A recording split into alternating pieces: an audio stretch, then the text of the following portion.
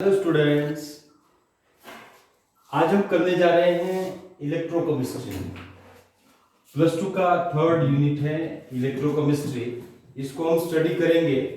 इसको स्टडी करने से पहले आपको कुछ एक बेसिक चीजें हैं जो इलेक्ट्रोकेमिस्ट्री में वो आनी चाहिए आपको। तो इलेक्ट्रोकेमिस्ट्री मतलब देखो, इलेक्ट्रोकेमिस्ट्री क्या है हमारे पास। मतलब इलेक्ट्रोकेमिस्ट्री जो है इसमें हम स्टडी करते हैं कि चेंज इन केमिकल रिएक्शंस में या केमिकल सॉल्यूशंस में क्या चेंज आएगी जब हम इलेक्ट्रिक करंट को उसमें से पास करेंगे। ठीक है, या तो हम सिंपल कहेंगे कि इलेक्ट्रोकेमिस्ट्री एक ऐसी ब्रांच ऑफ केमिस्ट्री है जिसमें, या ब्रांच ऑफ साइंस बोल सकते हैं आप, जिसमें हम क्या करेंगे, देखो, केमिकल एनर्जी को इलेक्ट्रिकल एनर्जी में चेंज करते हैं और इलेक्ट्रिकल एनर्जी को केमिकल एनर्जी में चेंज कर देते हैं। ठीक है, तो इलेक्ट्रोकेमिस्ट्री में जनरली हम क्या क्या स्टडी करेंगे, देखो, गैल्वेनिक सेल है या इलेक्ट्रोकेमिकल सेल, वोल्टिक सेल, एक ही चीज है ये। तो इलेक्ट्रोकेमिकल सेल उसको स्टडी करना है हमने। इलेक्ट्रोलाइट्स, इससे पहले हम जो बेसिक टर्म्स है इलेक्ट्रोलाइट्स जो आपने पहले भी पढ़ा हुआ है, स्ट्रॉन्ग इलेक्ट्रोलाइट, वीक इलेक्ट्रोलाइट्स क्या होते हैं। और नेक्स्ट जो इलेक्ट्रोकेमिकल सेल के बाद इलेक्ट्रोड पोटेंशियल आता है, ईएमएफ ऑफ सेल आता है। ठीक है, इलेक्ट्रोड पोटेंशियल और ईएमएफ के बीच में डिफरेंस क्या है, नॉनेस्ट इक्वेशन जो है वो आएगी। इसके बाद इलेक्ट्रोलाइसिस आएगी। इलेक्ट्रोलाइसिस के बाद Faraday's first and second laws वगैरह वगैरह, कोलॉसियस लॉ। और फिर इसके बाद हम डिफरेंट सेल्स के बारे में स्टडी करेंगे। ठीक है, रिवर्सिबल सेल भी होते हैं जो इलेक्ट्रोलाइटिक सेल और इलेक्ट्रोकेमिकल सेल दोनों थ्योरी के बेस्ड है हमारे पास, जो हमारी मोबाइल की बैटरीज में भी यूटिलाइज होते हैं। तो इलेक्ट्रोकेमिस्ट्री ओवरऑल बोर्ड एग्जाम और जो कंपटीशन लेवल है उसके लिए बहुत ही ज्यादा इंपॉर्टेंट है। मतलब बोर्ड एग्जाम में भी यहाँ से क्वेश्चन आएंगे ही आएंगे, और नॉनेस्ट इक्वेशन से रिलेटेड जो न्यूमेरिकल्स है या फेरेडेज लॉ से रिलेटेड जो न्यूमेरिकल्स है वो आते ही आते हैं। तो स्टूडेंट्स, आपने इलेक्ट्रोकेमिस्ट्री को बिल्कुल ढंग से पढ़ना है और ढंग से तैयारी करनी है। मैंने आपको देखो थोड़ा सा हिंट दिया कि इलेक्ट्रोकेमिस्ट्री क्या है। देखो, आप इसको लिख सकते हैं, देखो, it is the branch of chemistry, it is the branch of chemistry, it is the branch of chemistry in which we study the change occurs in chemical reactions और केमिकल सॉल्यूशंस। ठीक है, केमिकल सॉल्यूशंस ही chemicals भी लिख सकते हैं, occurs in chemicals when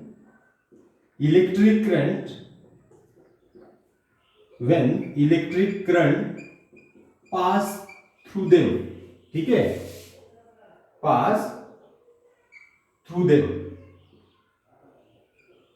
और हम इसकी देखो और करके आप इसकी एक और ये डेफिनेशन लिख सकते हैं, in which we study the, ऐसे करके लिख सकते हैं, देखो, it is the branch of chemistry in which we study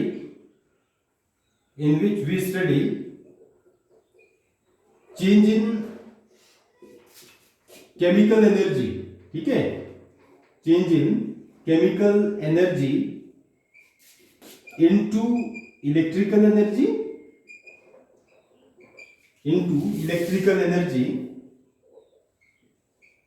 and electrical energy into chemical energy। ठीक है, and electrical energy into chemical energy।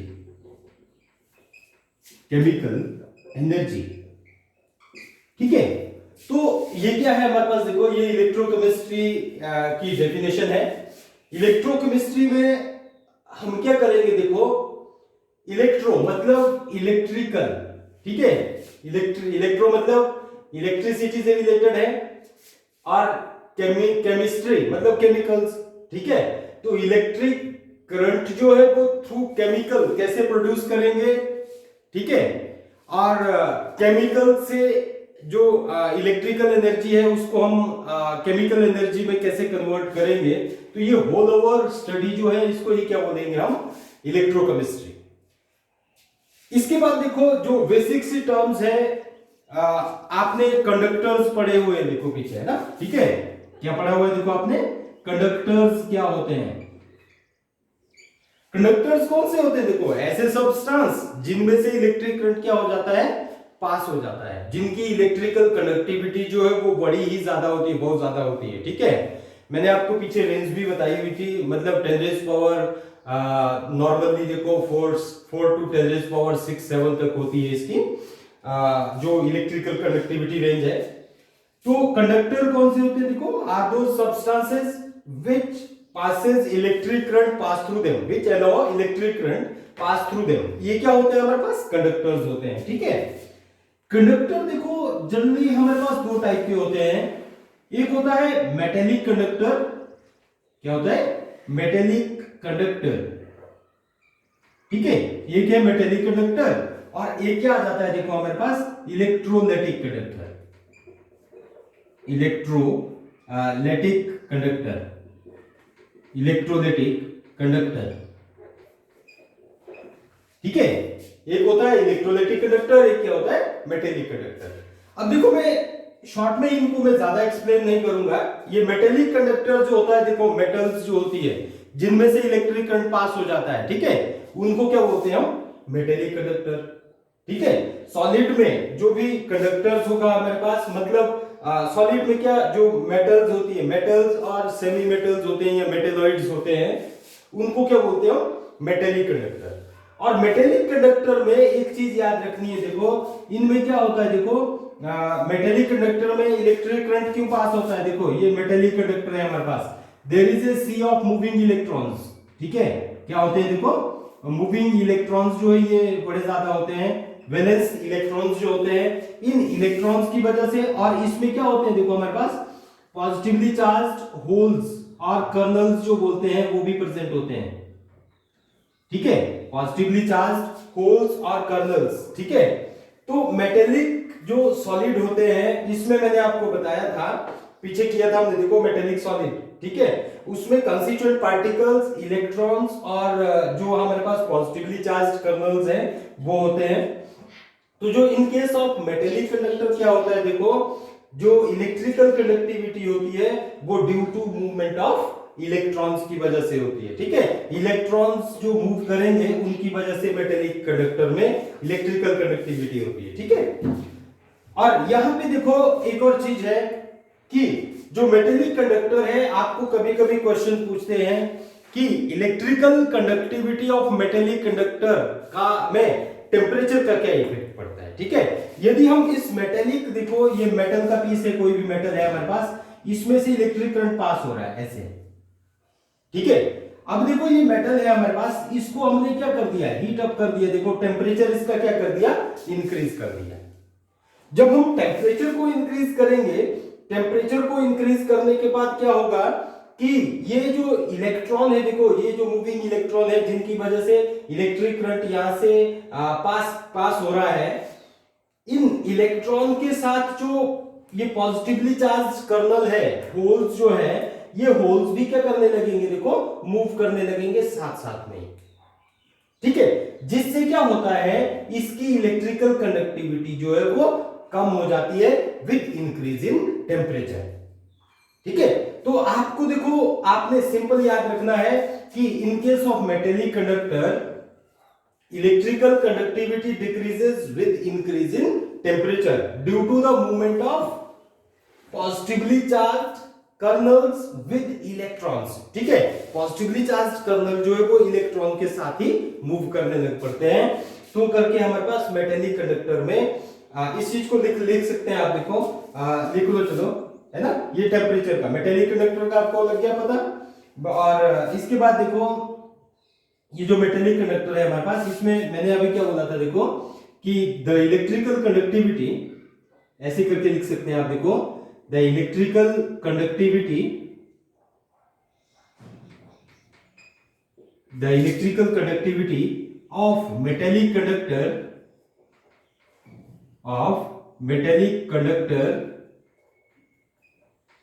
decreases with increase in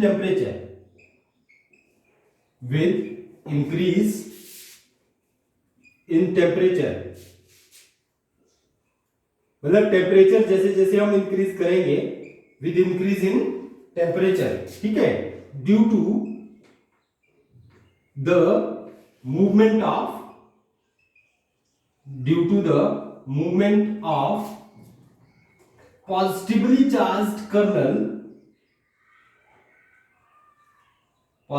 charged holes और kernels, है ना, होल्स, और इनको क्या बोलते हैं हम, देखो, कर्नल्स इन, आगे देख सकते हैं आप, देखो, positively charged kernels with electron, मैं यहां पे लिख रहा हूं यहां से, ठीक है, विद इलेक्ट्रॉन्स, ठीक है।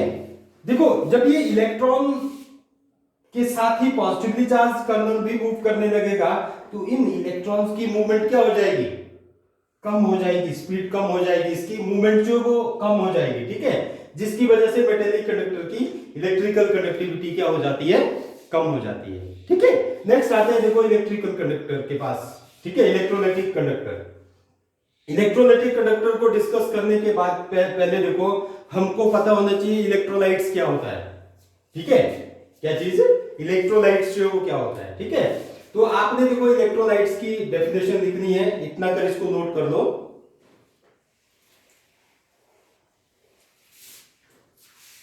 ये आपने लिख लिया होगा, ठीक है।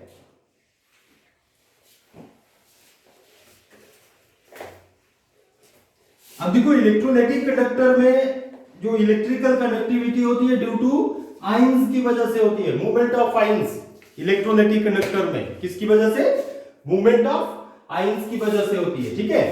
अब यहां पे इलेक्ट्रोलाइट्स, देखो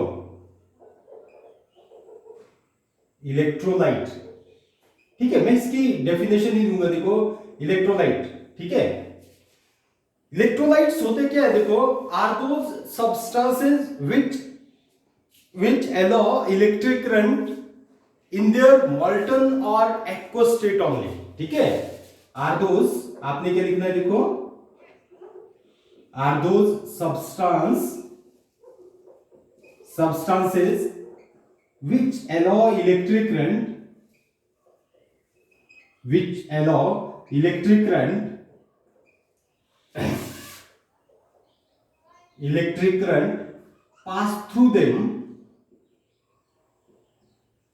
pass through them in their molten or aqueous state and not in solid state,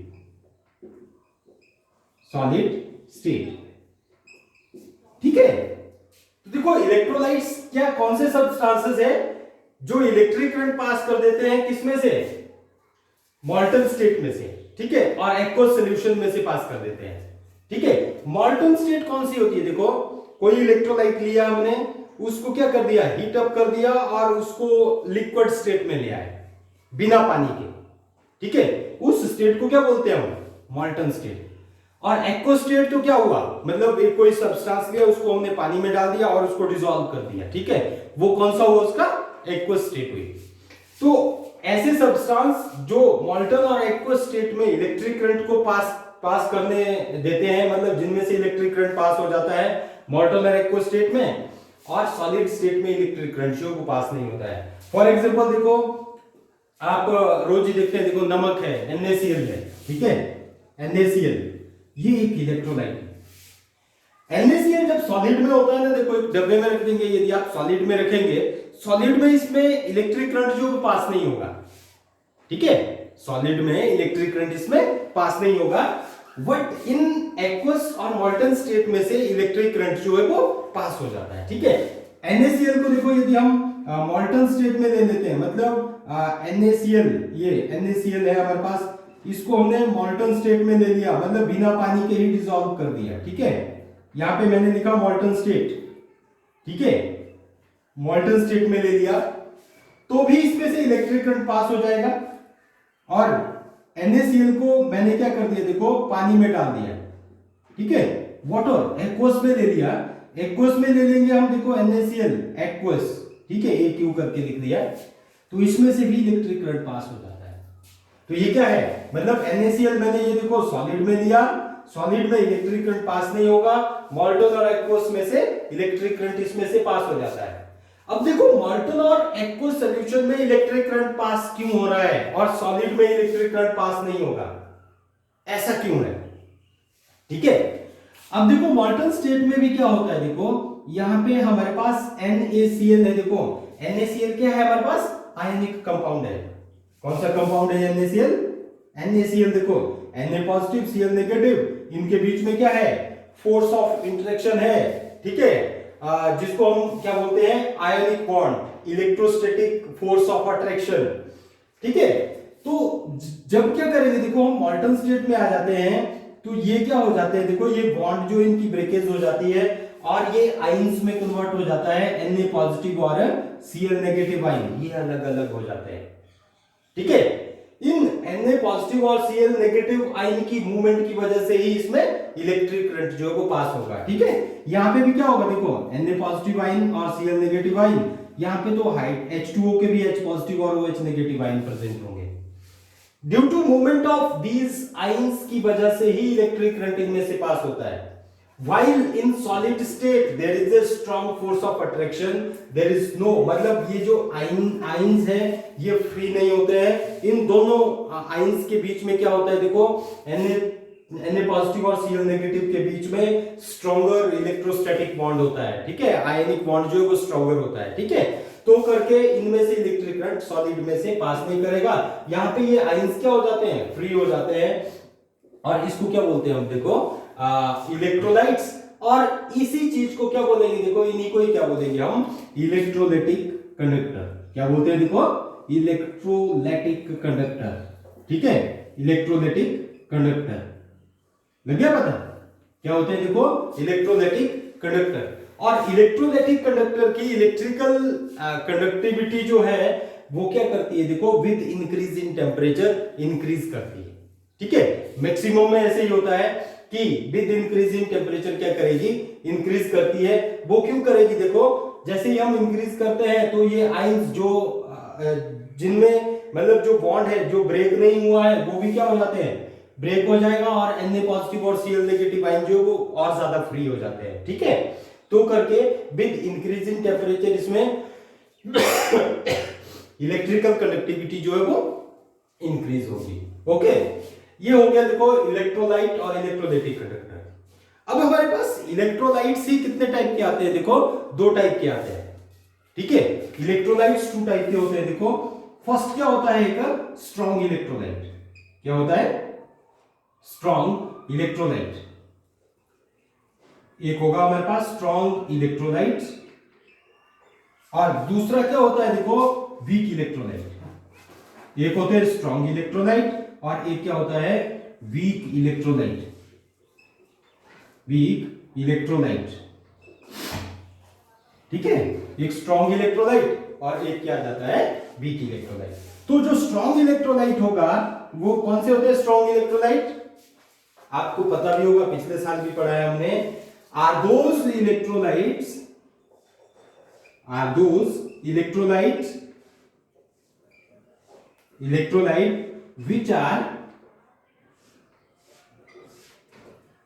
which are completely dissociates, which are completely ionized, ऐसे करके लिख लो है ना, which are completely ionized, और हम सिंपली ऐसे भी बोल सकते हैं which are completely dissociate into ions। ठीक है, which are completely ionized। For example में आपके लिखेंगे, देखो NaCl है हमारे पास, KCl आ जाता है, CaCl2, ठीक है, H2SO4 ये इलेक्ट्रोलाइट का काम करता है, HCl आ जाता है हमारे पास। ठीक है, और CaCl, ठीक है, LiCl आ जाता है, MgCl2, ठीक है, ये सारे के सारे एक्सेट्रा देखो बहुत सारे हमारे पास स्ट्रॉन्ग इलेक्ट्रोलाइट है, ठीक है, ये क्या आ जाते हैं हमारे पास स्ट्रॉन्ग इलेक्ट्रोलाइट आते हैं। इसके और भी एग्जांपल्स है, वो आपने बुक में देखने हैं, बहुत सारे एग्जांपल्स है। स्ट्रॉन्ग और वीक इलेक्ट्रोलाइट्स का नॉलेज आपको होना चाहिए, मतलब जो क्या कर जाते हैं देखो कंप्लीटली आयोनाइज हो जाते हैं। मैं देखो कंप्लीटली आयोनाइजेशन, हाँ एक चीज देखो, आपको एक डिफरेंस का पता नहीं होता है। देखो आयोनाइजेशन और डिसोसिएशन क्या होता है, ठीक है, आयोनाइजेशन देखो एक एक दो वर्ड होते हैं, देखो ये आयोनाइजेशन, एक क्या होता है देखो डिसोसिएशन, आयोनाइजेशन और डिसोसिएशन। आयोनाइजेशन होती है फॉर्मेशन ऑफ आयंस, क्या होगी देखो आयोनाइजेशन क्या होती है, फॉर्मेशन ऑफ आयन। आयोनाइजेशन क्या होगी, फॉर्मेशन ऑफ आयन। आपने सिंपल याद रखना है, आयंस की फॉर्मेशन को क्या बोलेंगे हम, आयंस की फॉर्मेशन को क्या बोलेंगे, आयोनाइजेशन। और डिसोसिएशन क्या होती है देखो, सेपरेशन ऑफ आयंस, आयंस को सेपरेट करना, मतलब आयन बन गए हैं, आयंस की सेपरेशन को क्या बोलेंगे हम, डिसोसिएशन। क्या बोलते हैं इसको, डिसोसिएशन, ठीक है, मतलब आयंस की फॉर्मेशन। जैसे हमने जी HCl है, देखो HCl को H2O में डाल दिया, ठीक है, तो यहां से क्या बन गया हमारे पास H3O पॉजिटिव आयन बन गया एक, और एक क्या बन गया देखो Cl नेगेटिव, ठीक है। तो इन आयंस की फॉर्मेशन को क्या बोला हमने, फॉर्मेशन ऑफ आयंस, आयोनाइजेशन। और आयंस बने हुए हैं ऑलरेडी, उनकी बॉन्ड को ब्रेक करके ओनली डिसोसिएट करना है, उस चीज को क्या बोलते हैं हम, डिसोसिएशन, ठीक है, लग गया होगा आपको पता। देखो वीक इलेक्ट्रोलाइट क्या होते हैं, देखो are those electrolytes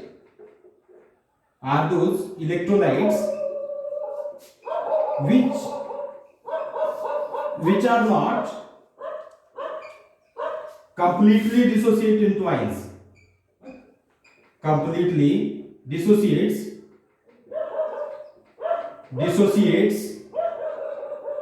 into ions, ठीक है, into ions, ठीक है, जो कंप्लीटली डिसोसिएट नहीं होते हैं। फॉर एग्जांपल देखो हमारे पास एसिटिक एसिड जो है CH3COH, ठीक है, H2CO3, H3BO3, बोरिक एसिड जो आ जाते हैं हमारे पास, देखो ये आ जाता है NH4OH जो है ये आ जाएगा, ठीक है, AlOH थ्राइस, ये एक्सेट्रा, ठीक है, these are the weak electrolytes. कौन से होते हैं ये, वीक इलेक्ट्रोलाइट, जो मतलब कंप्लीटली डिसोसिएट नहीं होते हैं, ठीक है। इनमें से देखो कंप्लीटली डिसोसिएट का मतलब क्या है, देखो यदि मैं 10 मॉलिक्यूल्स डाल रहा हूं, देखो CH3COOH के, एसिटिक एसिड के कितने मॉलिक्यूल्स लिए मैंने, 10 मॉलिक्यूल्स लिए CH3COH के, इसको मैंने यहाँ पे वाटर मॉलिक्यूल में डाल दिया, ठीक है, 10 में से ओनली 6 मॉलिक्यूल ही क्या हुए, डिसोसिएट्स हुए, ठीक है, 6 मॉलिक्यूल की ही क्या हुई, डिसोसिएशन हुई। तो इसको क्या बोलेंगे हम, क्या बोलेंगे, मतलब देखो ओनली 6 मॉलिक्यूल, 4 मॉलिक्यूल जो वो डिसोसिएट नहीं हुए, तो ये क्या हुआ हमारे पास, वीक इलेक्ट्रोलाइट। स्ट्रॉन्ग इलेक्ट्रोलाइट में क्या होती है, देखो ऑलमोस्ट कंप्लीटली डिसोसिएट्स, ठीक है, यहाँ पे ऑलमोस्ट करना है, मतलब ज्यादा से ज्यादा आयन जो वो डिसोसिएट हो गए होते हैं। जैसे NaCl है, NaCl के 10 मॉलिक्यूल लिए हमने, इनको पानी में डाला, तो 10 के 10 मॉलिक्यूल ही किसी में डिसोसिएट हो गए, देखो, या 10 में से 9 मॉलिक्यूल जो है वो Na पॉजिटिव और Cl नेगेटिव आयन में डिसोसिएट हो गए, ठीक है, तो इनको क्या बोलते हैं हम, स्ट्रॉन्ग इलेक्ट्रोलाइट, और ये क्या जाते हैं, वीक इलेक्ट्रोलाइट। ओके, ये टॉपिक मेरे ख्याल से इलेक्ट्रोलाइट्स का आपको कंप्लीट हो गया, क्या होते हैं इलेक्ट्रोलाइट्स और स्ट्रॉन्ग इलेक्ट्रोलाइट, वीक इलेक्ट्रोलाइट, इनके मैंने एग्जांपल्स भी दे दिए। ये आपने ढंग से करना है, ionisation, dissociation, ionisation formation of ion, dissociation separation of ion, ठीक है। तो नेक्स्ट चलते हैं, देखो इलेक्ट्रोलाइट्स में ही आपने एक चीज पढ़ी होगी, देखो इसके बाद देखो नेक्स्ट है हमारे पास, देखो रेडॉक्स रिएक्शन पढ़ा है आपने, ठीक है, मतलब ये जो बेसिक कॉन्सेप्ट है इलेक्ट्रोकेमिस्ट्री में जो बार बार यूज होंगे, ठीक है, ये बेसिक से कॉन्सेप्ट है जो बार बार यूज होंगे इलेक्ट्रोकेमिस्ट्री के। आपने देखो ऑक्सीडेशन पढ़ी होगी, रेडॉक्स रिएक्शन में क्या किया आपने, ऑक्सीडेशन जो है वो पढ़ी हुई है। ऑक्सीडेशन का इलेक्ट्रॉनिक कॉन्सेप्ट क्या होता है, ठीक है, इट इज द क्या होता है, देखो ऑक्सीडेशन में मैं सिंपली देखो डेफिनेशन आपको पता है, लॉस ऑफ इलेक्ट्रॉन, ठीक है, क्या होती है देखो, या हम क्या बोलेंगे देखो, it is the process, it is the process in which loss of electron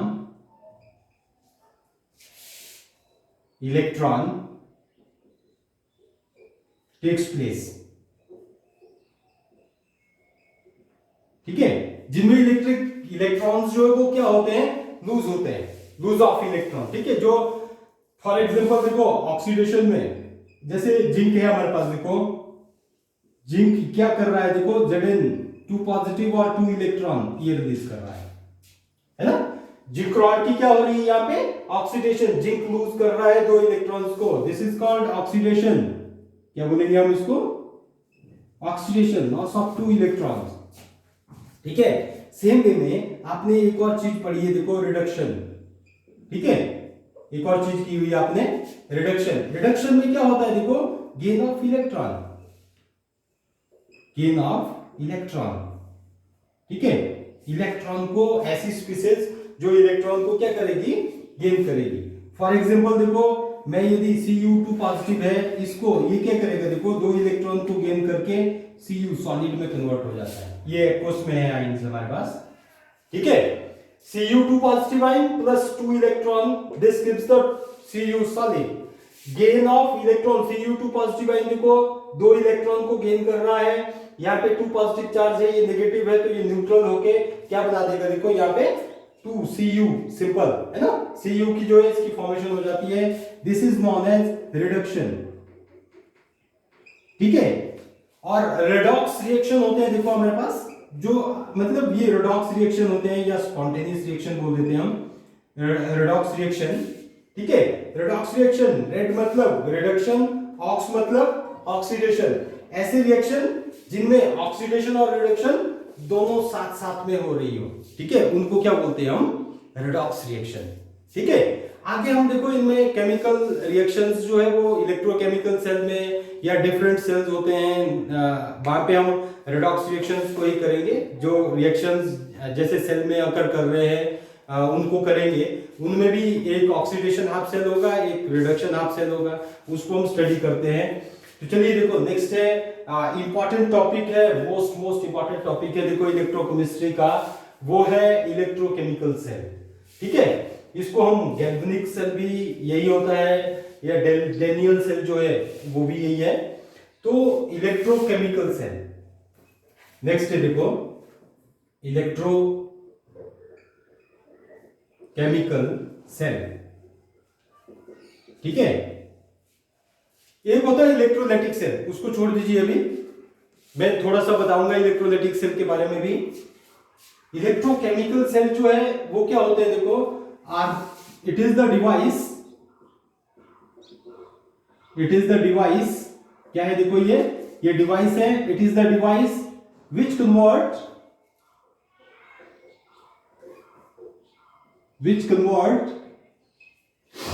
chemical energy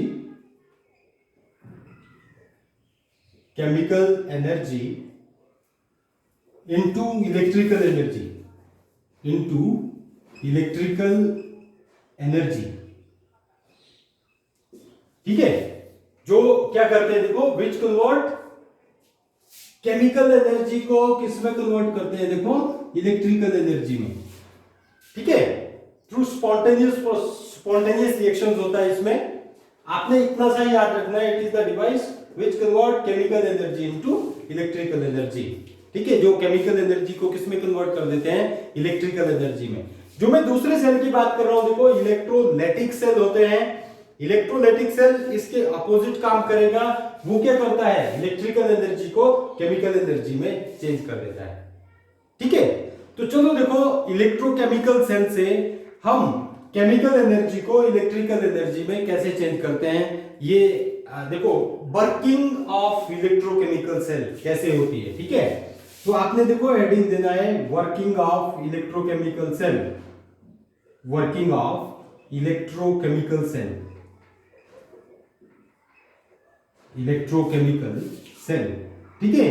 electrochemical cell, galvanic cell और जो भी है ये इसकी वर्किंग जो है वो कैसे होगी, ठीक है। अब आपने देखो ढंग से समझना है इलेक्ट्रिक करंट जो वो कैसे प्रोड्यूस होता है इलेक्ट्रोकेमिकल सेल में, ठीक है। आप इसको देखो स्कूल में भी लैब में भी बनाते हैं, जो इलेक्ट्रोकेमिकल सेल है लैब में प्रोड्यूस मतलब लैब में हम बना सकते हैं, जिससे इलेक्ट्रिक करंट ज्यादा तो नहीं प्रोड्यूस होगा बट ज्यादा प्रोड्यूस करने के लिए भी अलग अलग से टेक्निक से कंसंट्रेशन जो डिपेंड करती है उसमें।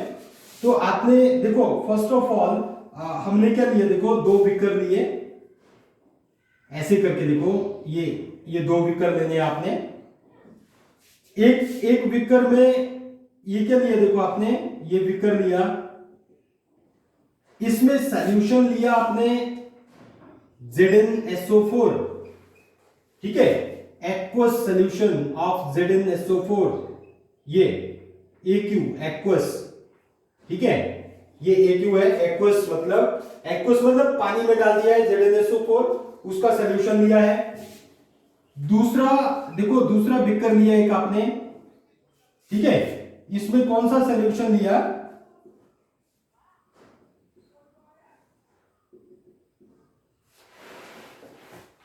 ये इसमें लिया आपने देखो CuSO4, कौन सा सॉल्यूशन ले लिया, CuSO4, ठीक है। इसमें कंसंट्रेशन मैं यदि लिखूं तो देखो 1 मोलर या जितनी भी है मोलरिटी में कंसंट्रेशन कितनी भी ले लो, कोई टेंशन नहीं है, जितनी लेनी, देखो ये एक्वस और ये भी क्या ले लिया, देखो मैंने एक्वस में CuSO4, ZnSO4 और CuSO4 यहाँ पे वाटर में डाल दिया हमने, ठीक है। ये क्या करता है, एज ए इलेक्ट्रोलाइट का काम करेंगे, ये दोनों क्या है हमारे पास सेल के लिए इलेक्ट्रोलाइट का काम करेंगे, ठीक है। यहां पे हमने क्या कर दिया, देखो जिंक में जिंक रॉड को डिपॉजिट कर दिया, ठीक है। यहां पे मैंने क्या किया, देखो ये जिंक रॉड डिपॉजिट कर दी, जिंक रॉड, ठीक है। और ये जिंक रॉड जो है किसका काम करती है, एनोड, ठीक है। हमारे पास दो टाइप के एक इलेक्ट्रोड होते हैं, इनको हम इलेक्ट्रोड बोलते हैं, zinc rod, metallic zinc rod, इसको डिप कर दिया। और यहां पे हमने क्या किया, देखो एक कॉपर रॉड ली, कॉपर रॉड को सॉल्यूशन में डिप कर दिया, ठीक है, यहां पे ये सॉल्यूशन में डाल दिया। एक लिए हमने ये कॉपर रॉड, एक के लिए हमने जिंक रॉड, ठीक है। ये क्या ली, कॉपर रॉड ली, और कॉपर रॉड क्या करेगी, एज ए कैथोड का काम करती है, किसका काम करती है, कैथोड का काम करेगी, ठीक है। और इनको हमने देखो एक्सटर्नल सर्किट में ऐसे करके जोड़ दिया, यहां जैसे मैंने की लगा दी, ठीक है, ऐसे करके, और यहां पे एमीटर ये, ठीक है, एमीटर जो है इसको लगा दिया, और इसको पूरे सर्किट को यहां से जोड़ दिया। नेक्स्ट है देखो ये एनोड का काम करेगा। एनोड जो होता है यहाँ पे, एनोड जो होता है वो नेगेटिवली चार्ज होता है, ठीक है, नेगेटिवली चार्ज, याद रखना है, ठीक है, पजल नहीं होना है। मैं बाद में बताऊंगा इलेक्ट्रोड पोटेंशियल में यहाँ पे नेगेटिव चार्ज कैसे क्रिएट होता है। और इसमें क्या होगा, देखो पॉजिटिवली चार्ज होता है कैथोड, इलेक्ट्रोकेमिकल सेल में, इलेक्ट्रोलाइटिक सेल में ये अपोजिट हो जाता है, ये याद रखना है आपने, ठीक है। अब आगे क्या होगा, देखो जैसे ही आपने जिंक रॉड को यहां पे डिप किया, ठीक है, यहां पे डाल दिया जिंक रॉड को ZnSO4 सॉल्यूशन में। अब जिंक रॉड का ये नेचर है कि जब आप ZnSO4 सॉल्यूशन में इसको डिप करेंगे, यहां पे देखो यहां पे डाल देंगे इसको, तो जिंक रॉड की क्या हो जाती है, ऑक्सीडेशन हो जाती है। क्या हो जाती है, ऑक्सीडेशन हो जाती है, ठीक है।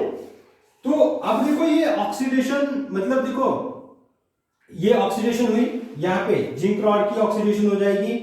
यहां पे जो आयंस आते हैं हमारे पास, देखो वो कौन कौन से आयंस आएंगे, मतलब यहां पे देखो Zn2 पॉजिटिव आयन, ये है ना, जिंक रॉड डेप्लेट होना स्टार्ट हो जाएगी और Zn2 पॉजिटिव आयन जो वो यहाँ पे आ जाएंगे, ठीक है। और इसके साथ ही देखो 2 इलेक्ट्रॉन्स भी आ रहे हैं और ये 2 इलेक्ट्रॉन्स देखो यहाँ पे जाके, जो 2 इलेक्ट्रॉन है देखो यहाँ पे जाके डिपॉजिट होने स्टार्ट हो जाएंगे और यहां से ही ये 2 इलेक्ट्रॉन्स, मतलब इन्हीं इलेक्ट्रॉन्स की वजह से यहाँ पे ये नेगेटिव चार्ज आता है एनोड पे, ठीक है। अब ये इलेक्ट्रॉन्स क्या करेंगे, देखो ये 2 इलेक्ट्रॉन्स जो है ये ऐसे करके मूव करने लगेंगे, ठीक है।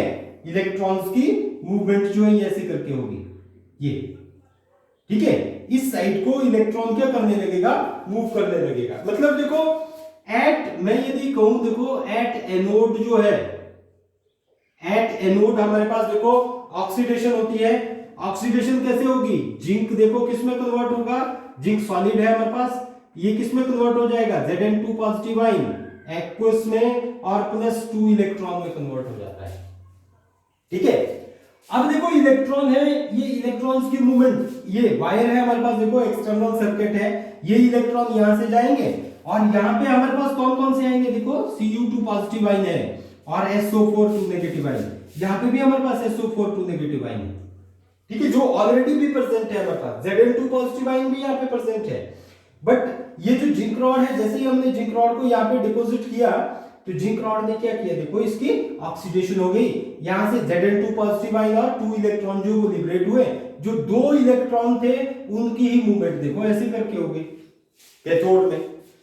थ्रू कैथोड देखो यहाँ पे नेगेटिव इलेक्ट्रॉन आ गए तो ये कॉपर क्या करेगा, देखो Cu2 पॉजिटिव आयन यहाँ पे जाके डिपॉजिट हो जाएगा। Cu2 पॉजिटिव आयन जो ये 2 इलेक्ट्रॉन आ रहे हैं उन 2 इलेक्ट्रॉन्स को क्या कर देगा, गेन कर देगा।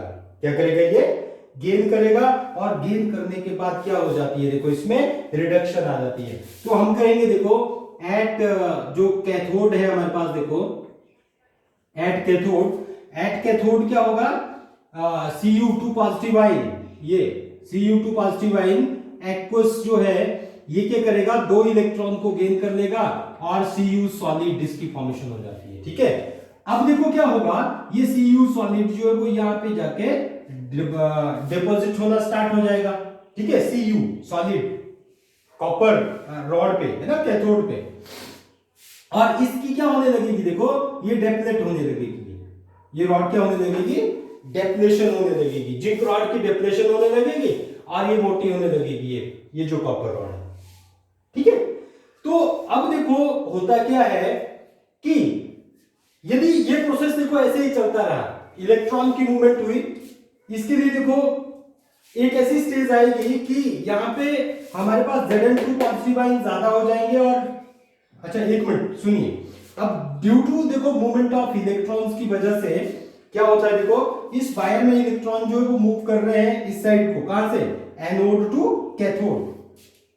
ये चीज पक्का याद रखनी है कि इलेक्ट्रोकेमिकल सेल में इंपॉर्टेंट पॉइंट है ये, इलेक्ट्रोकेमिकल सेल में जो इलेक्ट्रॉन्स की मूवमेंट होती है वो कहां से कहां पे होती है, एनोड टू कैथोड, ठीक है। और जो करंट प्रोड्यूस होगा वो कहां से कहां पे होगा, देखो करंट जो है वो इस कन्वेंशनल करंट बोलते हैं हम, जो करंट प्रोड्यूस होगा वो किस साइड को, देखो ये आपको फिजिक्स में पता भी है आपको, करंट जो है वो अपोजिट डायरेक्शन में फ्लो करेगा, ठीक है।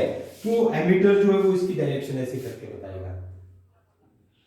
अब देखो ये करंट प्रोड्यूस हो गया, यदि हम यहाँ पे की लगाएंगे, ठीक है, की पे हम छोटा सा डॉइड लगाएंगे, बल्ब लगा देंगे, देखो तो वो बल्ब क्या करने लगेगा, वो जलने लगेगा, ठीक है। मतलब क्या हुआ, हमारे पास इलेक्ट्रिक करंट जो है वो बन गया, ठीक है। केमिकल एनर्जी जो है वो किस में कन्वर्ट हो गई, इलेक्ट्रिकल एनर्जी में कन्वर्ट हो गई। अब देखो होता क्या है कि जैसे जैसे हम इसकी डेफिनेशन हो रही है, ये मोटी हो रही है और यहाँ पे आयंस जो है वो Zn2 पॉजिटिव आयन जो वो ज्यादा हो रहे हैं, देखो यहाँ पे Zn2 पॉजिटिव आयन ज्यादा हो रहे हैं, याद रखना है, यहाँ पे Zn2 पॉजिटिव आयन ज्यादा हो रहे हैं और यहाँ पे SO4 2 नेगेटिव आयन, मैं सर्कल कर रहा हूं, देखो यहाँ पे कौन से आयन ज्यादा हो रहे हैं, Zn2 पॉजिटिव आयन, क्योंकि जिंक जो है वो Zn2 पॉजिटिव आयन दे रहा है और जो Cu2 पॉजिटिव आयन है वो Cu में कन्वर्ट हो रहा है, ठीक है।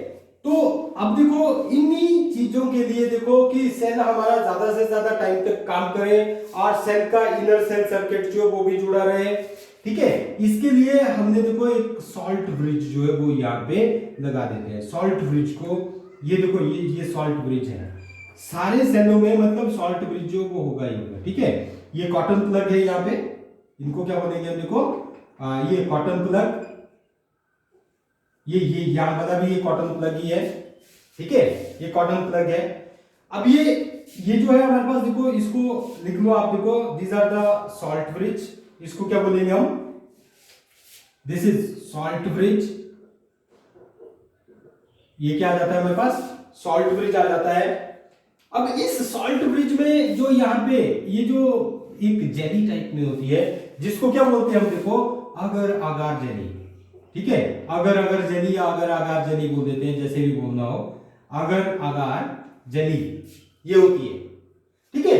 अगर अगार जेली जो होगी ये क्या होती है देखो हमारे पास, मतलब एक थोड़ा सॉलिड से टाइप में पेस्ट होगा, जिसमें इलेक्ट्रोलाइट जो है वो यूटिलाइज करते हैं हम, एक मतलब बढ़िया से इलेक्ट्रोलाइट जो है, जैसे KCl है, KNO3 है, इसको डिटेल में सॉल्ट ब्रिज में मतलब जो अगर अगार जेली के साथ जो इलेक्ट्रोलाइट यूटिलाइज होता है, उसके लिए भी कई कंडीशंस हैं, उनको हम डिटेल में बाद में करेंगे। KCl और मतलब देखो, या तो क्या करेंगे देखो हम, KCl और KNO3, ठीक है, या तो क्या करेंगे हम KCl को यूज करेंगे या तो KNO3 को, मतलब एक जेली टाइप में बनी हुई होती है देखो KCl की अगर अगर सॉल्यूशन में, ठीक है, तो उसको क्या बोलेंगे देखो हम, वो यहाँ पे होती है, ये जो पेस्ट होता है ये किसका होता है देखो, ये इलेक्ट्रोलाइट KCl अगर अगार जेली इसको बोलते हैं, ठीक है। अब ये क्या करती है देखो, अगर अगार जेली क्या करेगी, यहाँ पे मैंने क्या बोला देखो, Zn2 पॉजिटिव आयन ज्यादा हो गए और यहाँ पे क्या हो गया, SO4 2 नेगेटिव आयन ज्यादा हो गए। अब जैसे ही हमने इसको देखो, सॉल्ट ब्रिज है, सॉल्ट ब्रिज लगा हुआ है, सॉल्ट ब्रिज में यहाँ पे KCl में क्या है देखो हमारे पास, मैं यहाँ पे साइड में बता रहा हूं, ये KCl है, मैं सॉल्ट ब्रिज देखो यहाँ पे अलग से ही बना के बताता हूं आपको, ऐसे करके हमारे पास ये सॉल्ट ब्रिज है, ठीक है, U-ट्यूब, इन्वर्टेड U-ट्यूब, ये है ना, इसमें क्या है हमारे पास, KCl है, अगर अगर जेली जो बोल रहे हैं हम, ठीक है। इस सॉल्यूशन में हमारे पास Zn2 पॉजिटिव आयन ज्यादा है और इस सॉल्यूशन में SO4 2 नेगेटिव आयन ज्यादा है, ठीक है। अब क्या होगा देखो, KCl है हमारे पास, K पॉजिटिव और Cl negative ion, Cl negative ion ये इस साइड को मूव करता है और कॉटन प्लग के थ्रू देखो Zn2 पॉजिटिव आयन के कांटेक्ट में आके, मतलब Zn2 positive ion Cl negative ion ये मिलके क्या बना देते हैं, ZnCl2। अब ZnCl2 क्या होता है देखो, ये कम होने लगता है, मतलब मेन चीज क्या है, यहाँ पे कंसंट्रेशन जो है वो Zn2 पॉजिटिव चार्ज की ज्यादा हो रही है, पॉजिटिव चार्ज ज्यादा हो रहा है, नेगेटिव चार्ज कम हो रहा है। यहाँ पे क्या हो रहा है, नेगेटिव चार्ज ज्यादा हो रहा है और पॉजिटिव चार्ज कम हो रहा है, ठीक है। इसी को मेंटेन करने के लिए, इसकी इलेक्ट्रिकल न्यूट्रलिटी मेंटेन करने के लिए, to maintain the electrical neutrality, ये Cl नेगेटिव आयन देखो इस साइड को आया, Zn2 पॉजिटिव आयन के साथ मिलके इसने क्या बना दिया, ZnCl2, ये सॉल्युबल सॉल्ट जो इसकी फॉर्मेशन कर दी, ठीक है। अब क्या हुआ, Zn2 पॉजिटिव आयन कंज्यूम होने लगा यहाँ पे, और एक ऐसी स्टेज आएगी कि Zn2 पॉजिटिव आयन कंज्यूम होके कौन से आयन, SO4 2 नेगेटिव आयन के इक्वल रह जाएगा, मतलब यहाँ पे चार्ज क्या हो जाएगा, बैलेंस हो जाएगा। दूसरी साइड चलते हैं देखो, SO4 2 नेगेटिव आयन है, तो इस साइड क्या होता है देखो, K पॉजिटिव आयन मूव करता है, ठीक है।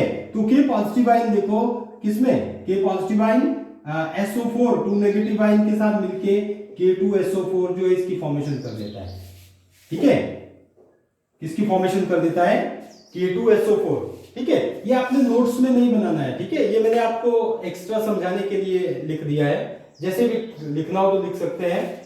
बट यहाँ पे क्या बन गया देखो हमारे पास ये K2SO4, मतलब अब SO4 2 नेगेटिव आयन कम हो रहे हैं, इसमें कंज्यूम हो रहे हैं, तो Cu2 पॉजिटिव आयन जो है वो एक ऐसी स्टेज आएगी, Cu2 positive ion SO4 2 negative ion के इक्वल आ जाएंगे, ठीक है। तो ये इलेक्ट्रिकल न्यूट्रलिटी मेंटेन रहेगी और सॉल्ट ब्रिज के थ्रू ये सेल जो है वो और ज्यादा इलेक्ट्रॉन की मूवमेंट जो है वो और ज्यादा होती रहेगी, ठीक है, मतलब क्या होता है, देखो यहाँ पे पॉजिटिव चार्ज ज्यादा होने की वजह से, ये पॉजिटिव चार्ज ज्यादा होंगे तो मूवमेंट ऑफ इलेक्ट्रॉन जो वो इजी नहीं होगी। यहाँ पे भी देखो Cu2 पॉजिटिव आयन, Cu यहाँ पे ज्यादा हो जाएगा, Cu2 पॉजिटिव आयन यहाँ पे कम हो जाएंगे तो इलेक्ट्रॉन को एक्सेप्टर नहीं मिलेगा। ठीक है, तो ऐसे ही हमारे पास देखो इनकी इलेक्ट्रिकल न्यूट्रलिटी को मेंटेन करने के लिए भी हमने सॉल्ट ब्रिज को यूटिलाइज कर दिया।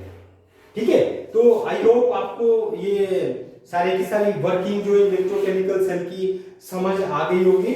ठीक है, इसमें ही देखो हाँ ये देखो एट एनोड और ये क्या आ जाता है हमारे पास एट कैथोड, तो इसको क्या बोलते हैं हम, देखो ऑक्सीडेशन, ऑक्सीडेशन हाफ रिएक्शन, क्या बोलते हैं इसको, ऑक्सीडेशन हाफ रिएक्शन, और इसको क्या बोलेंगे हम, देखो reduction half reaction, reduction half reaction.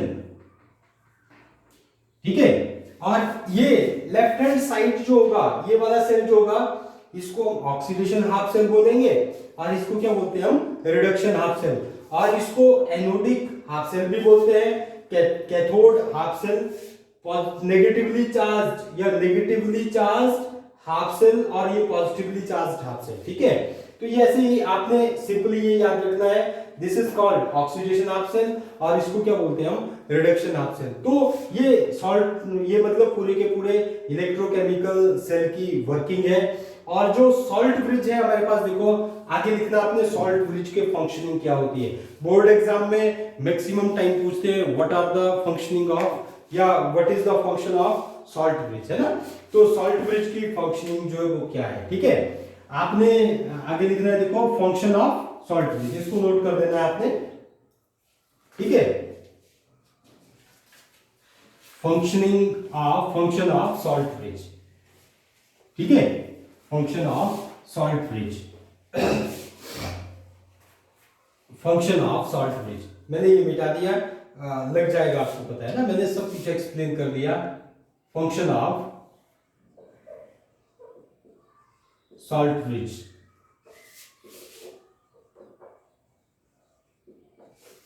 First function लिखना है, देखो आपने, फर्स्ट है it completes the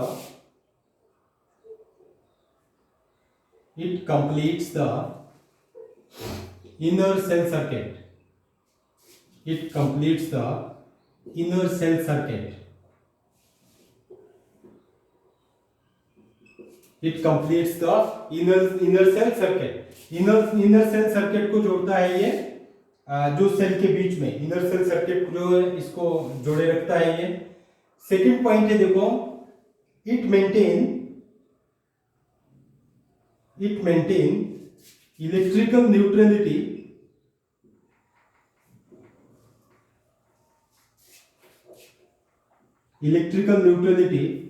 between two half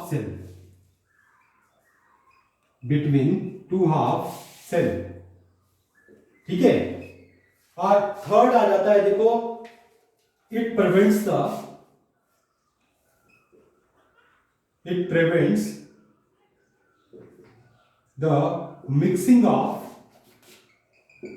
mixing of two half cell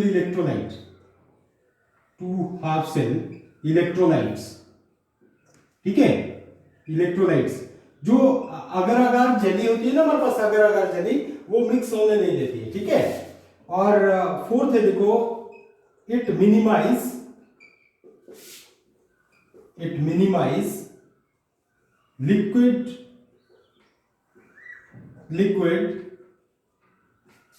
liquid junction potential, ठीक है, लिक्विड जंक्शन पोटेंशियल या लिक्विड जंक्शन पोटेंशियल, ठीक है, लिक्विड जंक्शन पोटेंशियल।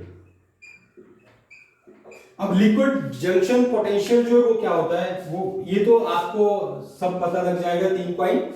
जो लिक्विड जंक्शन पोटेंशियल होता है वो क्या होता है, ठीक है, उसको थोड़ा सा शॉर्ट में मैं बता देता हूं। देखो अब हमारे पास देखो कोई सेल होते हैं, आपने एक सेल, देखो कोई सेल होता है, ठीक है, उस सेल के अंदर जो सॉल्यूशन की पार्टिसिपेशन होती है, इलेक्ट्रोलाइटिक सॉल्यूशन, देखो वो भी बाई पार्ट डाला हुआ होता है, उसमें पार्टिसिपेशन दी हुई होती है बीच में, ठीक है। हमें तो ये लगता है कि एक सेल है, सेल जो है ये सिंगल ही है, इसमें एक ही वेसल है, ठीक है।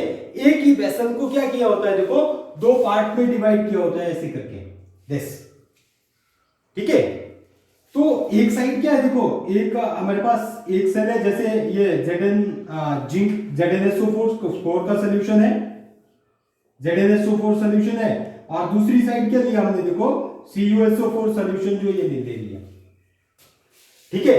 अब ZnSO4 सॉल्यूशन में कौन से आयन हो रहे थे, देखो ZnSO4 सॉल्यूशन जो है इसमें Zn2 पॉजिटिव आयन जो वो ज्यादा बढ़ रहे थे, अभी बताया मैंने आपको, है ना।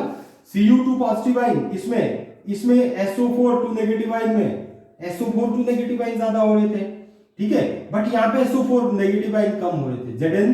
ये देखो Zn2 पॉजिटिव आयन, ये 2 पॉजिटिव आयन, यहाँ पे SO4 2 नेगेटिव आयन, ठीक है।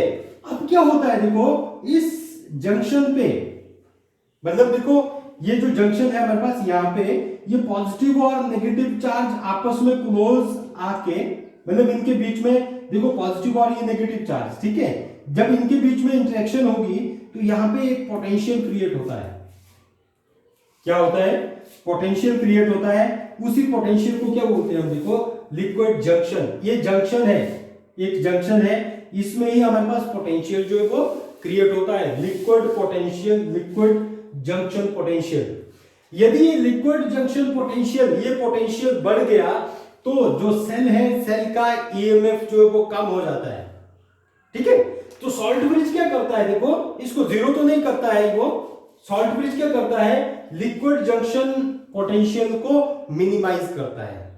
क्या कर देगा ये, मिनिमाइज, बाय सप्लाइंग द, देखो K पॉजिटिव और Cl नेगेटिव आयन से, K positive Cl negative ion Zn2 positive ion को मिनिमाइज कर देगा, और SO4 2 नेगेटिव आयन को K पॉजिटिव आयन मिनिमाइज कर देगा, ठीक है। ऐसे ही इसका जो जंक्शन पोटेंशियल है वो क्या हो जाएगा, कम हो जाएगा, और सेल का ईएमएफ जो है वो इंक्रीज हो जाएगा, ठीक है। तो it minimise the liquid junction potential. तो ये है हमारे पास, देखो फंक्शन ऑफ सॉल्ट ब्रिज, ठीक है। अब देखो इसमें नेक्स्ट आता है हमारे पास कि रिप्रेजेंटेशन ऑफ सेल कैसे होगी। ये आपने देखो, ये इसके फंक्शन जो है वो कर लेने हैं, ठीक है, इसकी फंक्शनिंग जो है वो कर लेनी है। नेक्स्ट आ जाता है, देखो हमारे पास रिप्रेजेंटेशन ऑफ सेल, ठीक है। रिप्रेजेंटेशन थोड़ा सा टॉपिक रहा है ये, ठीक है। रिप्रेजेंटेशन ऑफ इलेक्ट्रोकेमिकल सेल,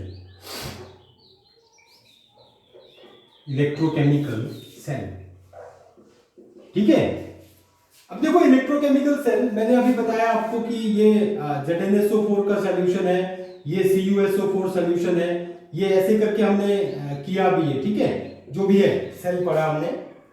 इस साइड क्या होता है, देखो जो लेफ्ट हैंड साइड है उस साइड होगा हमारे पास ऑक्सीडेशन हाफ सेल। कौन सा होता है, ऑक्सीडेशन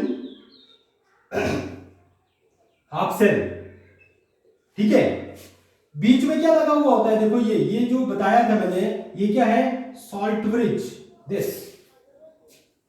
लेफ्ट हैंड साइड क्या है, सॉल्ट ब्रिज के left hand side oxidation half cell, और इस साइड को क्या है हमारे पास, reduction half cell, reduction half cell, ठीक है। तो ऑक्सीडेशन हाफ सेल में देखो फर्स्ट ऑफ ऑल हम क्या लिखते हैं, देखो कोई भी मेटल होगी, ठीक है। मेटल, देखो मेटल है हमारे पास सॉलिड में, ऐसे करके लिखना है, ये ओब्लिक करके या 2 डॉट्स लगा के भी कर देते हैं आप, ये ओब्लिक। यहां पे मेटल आयन एक्वस में होंगे ये, ठीक है। और इनकी देखो कंसंट्रेशन -C1 है, कंसंट्रेशन भी यहां पे शो करनी है, ठीक है। This is the concentration. बीच में क्या आ गया हमारे पास, ये this is the salt bridge, ये होता है हमारे पास ऑक्सीडेशन हाफ सेल, ठीक है। आगे क्या आएगा, देखो मेटल आयन, इसमें अब मेटल आयन आएगा, ठीक है। ये एक्वस में आ गया और इसकी C2 कंसंट्रेशन आ गई, ओब्लिक देखो यहाँ पे मेटल इन सॉलिड, ऐसे। तो दिस इज द रिप्रेजेंटेशन आ जाती है। इस साइड देखो ऑक्सीडेशन हाफ सेल होगा, इस side reduction half cell, metal. अब देखो मैंने जो अभी आपको पीछे एक सेल करवाया, उस सेल की ऑक्सीडेशन हाफ सेल में जिंक जो है वो zinc rod as a metal का काम कर रही थी, जिंक सॉलिड दिया हमने ओब्लिक। देखो मेटल आयन कौन सा दिया, जो मेटल आयन है हमारे पास यहाँ पे Zn2 पॉजिटिव आयन एक्वस में लिया।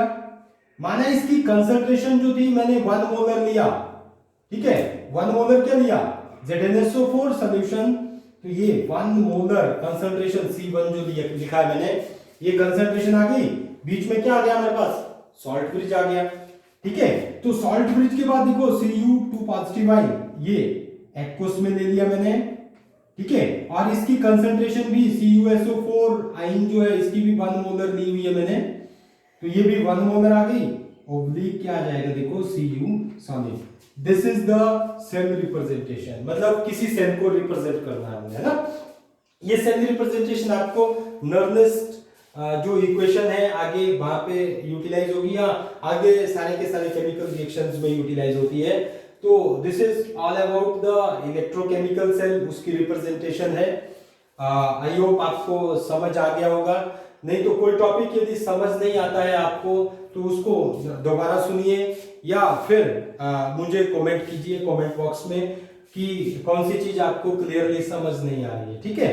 और नेक्स्ट टॉपिक में हम करेंगे electrode potential EMF of cell, ठीक है। Okay, thank you.